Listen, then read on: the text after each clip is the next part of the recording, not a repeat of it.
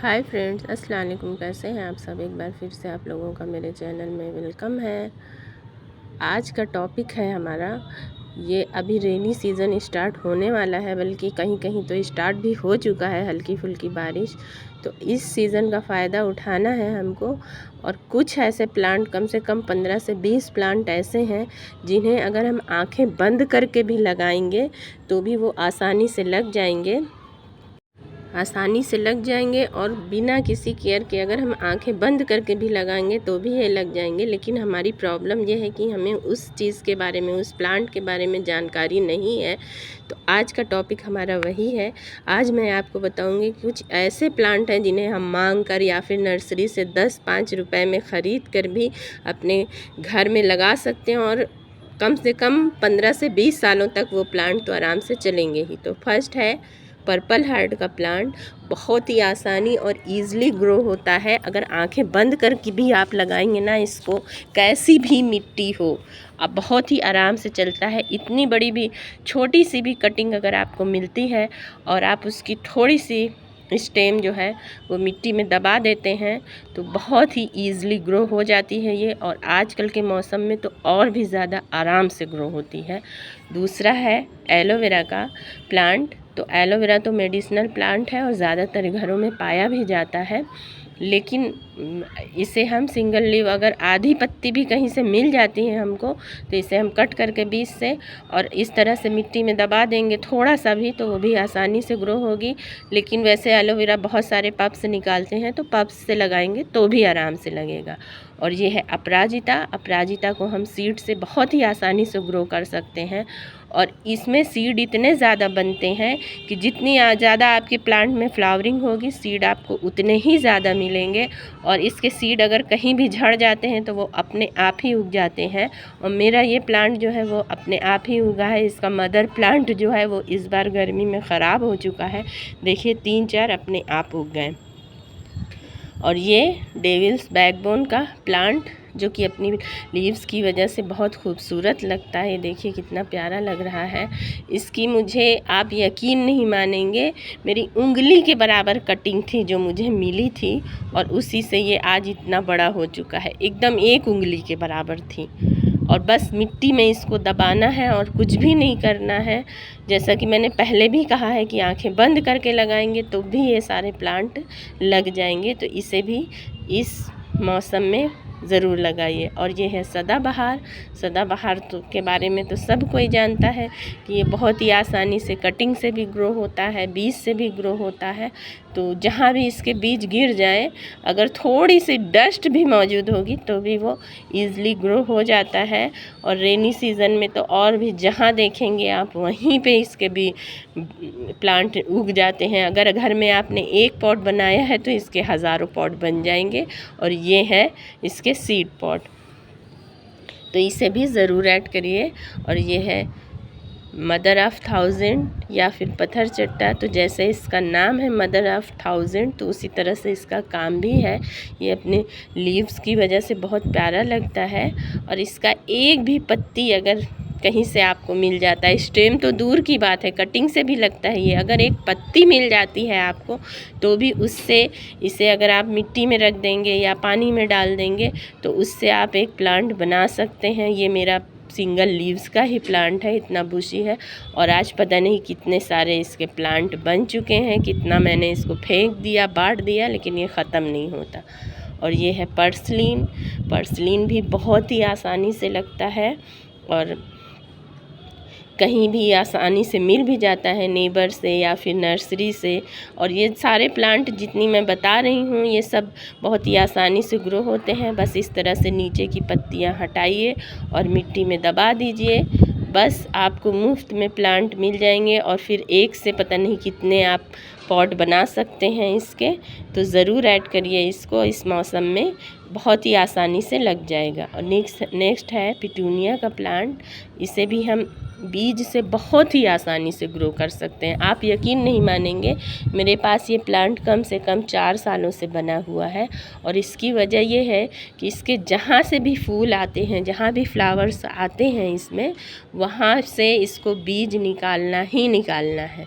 तो ये देखिए यहाँ जैसे ये फ्लावर है, ये फ्लावर्स झड़ेगा और इसमें सीड पॉट बन जाएगा। तो ये जहाँ भी गिरता है अपने आप उग जाता है।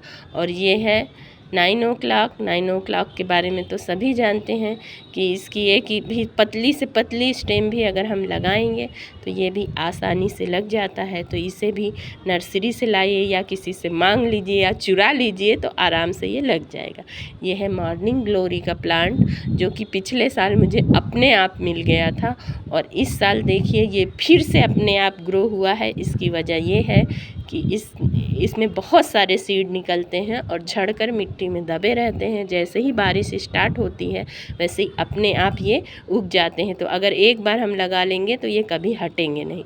और ये है लालसा का प्लांट, तो इसे भी हम कटिंग से बहुत ही आसानी से ग्रो कर सकते हैं। देखिए कितना प्यारा लग रहा है अपनी कलरफुल लीव्स की वजह से, मैरून लीव्स। अगर इसकी छोटी सी भी स्टेम आप ले आएंगे नर्सरी से या फिर किसी से मांग कर और उसको मिट्टी में लगा देंगे तो बहुत ही आसानी से ये ग्रो हो जाता है और फिर इसको कहीं जाना नहीं होता है। आप कितने भी इसके पॉट बना लीजिए ये जल्दी ख़राब नहीं होता। और ये है रियो भी अपने कलरफुल लीव्स की वजह से बहुत प्यारा लगता है। और छोटा सा भी प्लांट अगर आपको मिल जाता है कहीं से भी तो बहुत आसानी से ये देखिए और बहुत ही कम केयर, बहुत ही कम मिट्टी में बहुत ईज़िली ग्रो होता है। तो इसे भी ज़रूर ऐड करिए। ये देखिए मैंने इसमें से बेबी प्लांट निकलते हैं छोटे छोटे, तो मैंने एक बेबी प्लांट लगाया था और ये मेरे पास आज 3 प्लांटर बन चुके हैं। और ये है टिकोमा को कटिंग एंड सीड दोनों से ग्रो कर सकते हैं। और इसमें भी जहाँ से फ्लावरिंग होती है वहीं से सीड बनने लगते हैं। तो जहाँ भी इसके सीड गिरते हैं तो अपने आप प्लांट उगते रहते हैं और कटिंग से भी हम बहुत ढेर सारे प्लांट बना सकते हैं। तो इसे भी ऐड करिए। और ये है मोगरा तो बारिश का प्लांट है ही, तो इसकी भी कटिंग आप बारिश में लगाइए बहुत ही आसानी से, बिना किसी रूटिंग हार्मोन्स के, बिना एलोवेरा जेल के, ना ही कोई बहुत ज़्यादा मतलब मिट्टी में का भी केयर की ज़रूरत नहीं है। इस मौसम में आंखें बंद करके भी लगाएंगे तो मोगरा भी बहुत आसानी से चलता है। ये मेरा कटिंग से ही लगा हुआ है। और ये है गुड़हल का प्लांट यानी हिबिस्कस, इसे भी मैंने ग्रो किया है कटिंग से और बारिश में ही लगाया था। तो इस बारिश में आपको जहाँ भी मिल जाए इसकी हिबिस्कस की कटिंग तो लाकर लगाइए, बहुत ही आसानी से लग जाती है, कोई केयर नहीं मांगता है। और ये है टर्टल वाइन, देखिए अभी हल्की फुल्की बारिश में ही इन्होंने अपने आप रूट्स निकाल दिया है बाहर। तो अगर छोटी सी भी स्टेम आपको मिल जाए और मिट्टी में रख भी देंगे आप, दबाना तो दूर की बात है, अगर रख देंगे तो भी ये आराम से लग जाएगी। आंखें बंद करके इसे लगाएंगे तब भी लग जाएगी।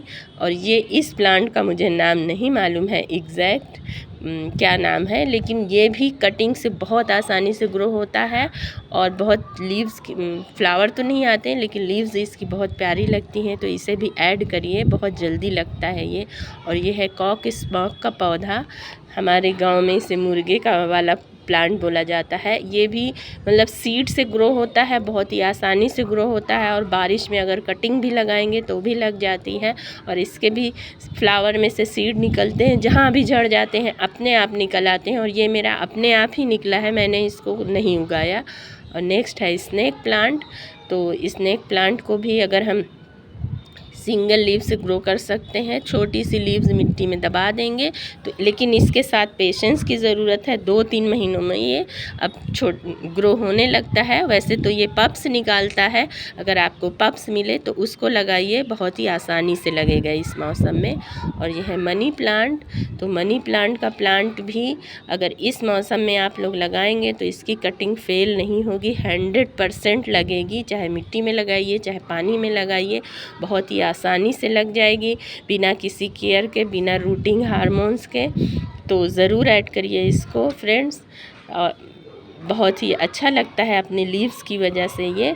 अब बिना किसी केयर के इस मौसम में जब हम लगाएंगे तो मुफ्त में हमें मिल जाएगा, कहीं से भी ले आइए और लगा दीजिए इसे। तो फ्रेंड्स आज की वीडियो में इतना ही।